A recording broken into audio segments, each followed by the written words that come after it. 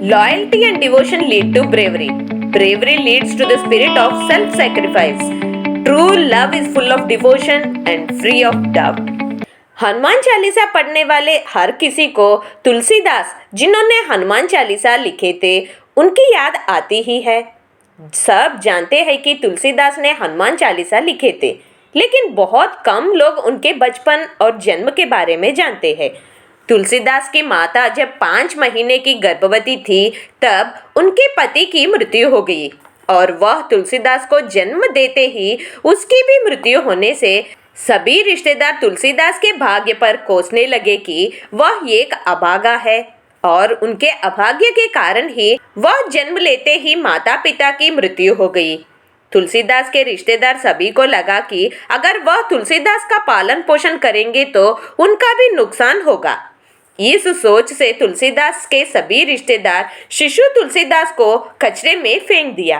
वो गांव के पास के जंगल में स्थित एक श्री राम मंदिर में रहने वाले एक साधु ने बाल तुलसीदास को देखकर अपने साथ ले गया।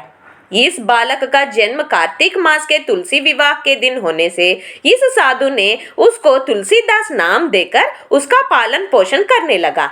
साधु अकेला मंदिर में रहने से तुलसीदास बचपन से साधु और श्री राम के अलावा अन्य प्राणियों के बारे में जानता नहीं था। इस तरह श्री राम मंदिर में सेवा करते हुए तुलसीदास युवावस्था में आ गया। उस जंगल के पास एक राज्य था, जिसके राजा को 5 पुत्र संतति के बाद पुत्री हुई। राजा अपने पुत्री से बहुत प्यार करता था। युवावस्था में आने पर कई कोशिशें करने पर भी राजकुमारी का विवाह नहीं होने से राजा चिंतित हो गया और राजपुरोहितों की सलाह मांगी। तब राजपुरोहितों ने राजा को 8 हफ्ते तक हर हफ्ते में एक बार श्री राम मंदिर में राजकुमारी से पूजा कराने को कहने पर राजा हफ्ते में एक दिन जंगल में स्थित श्री राम मंदिर राजकुमारी को ले जाने लगा। तब तक साधु और श्री राम के अलावा अन्य प्राणियों के बारे में अनजान तुलसीदास राजकुमारी की सुंदरता देखकर मुग्ध हो गए। राजकुमारी भी तुलसीदास से मोहित हो गई। 8 हफ्ते बीतने पर भी विवाह का कुछ भी फैसला नहीं होने से राजा राजपुरोहितों को इस बात पर फिर पूछा। तब राजपुरोहितों ने कहा कि वधू और वर मिल चुके हैं। ये बात से आश्चर्यचकित हुए राजा ने राजकुमारी को पूछने पर राजकुमारी ने तुलसीदास के बारे में अपना निर्णय बताने से राजा ने वही श्री राम के मंदिर में तुलसीदास और राजकुमारी का विवाह कर दिया। उसके तुरंत बाद साधु तीर्थ यात्रा पर निकल गए।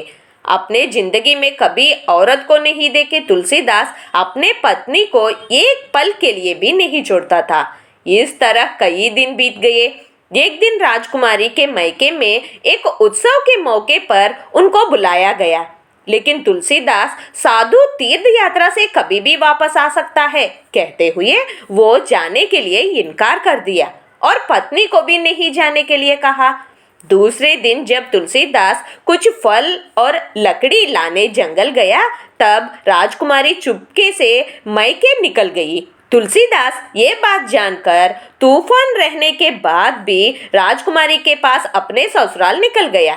गांव में बाढ़ आने से तुलसीदास को रास्ता नहीं दिख रहा था। उसी वक्त एक बड़ा लकड़ी का लट्ठा दिखने से उस पर चढ़कर तुलसीदास राज्य की ओर निकल गया।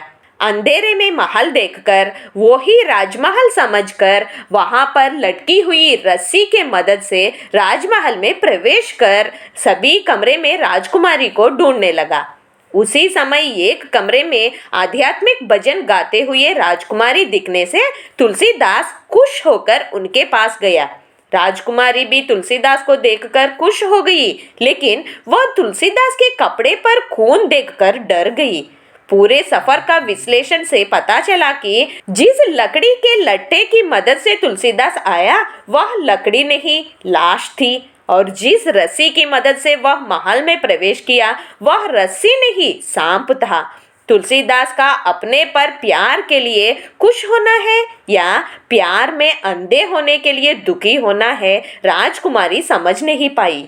उस स्थिति में राजकुमारी ने कहा कि अगर तुलसीदास उस प्यार में से एक भाग भी श्री राम पर दिखाता था तो उनको मोक्ष प्राप्त हो जाता था। पत्नी की बातों से वैराग्य चिंतन जागृत होने से तुलसीदास श्री राम के चिंतन में वाराणसी निकल गए।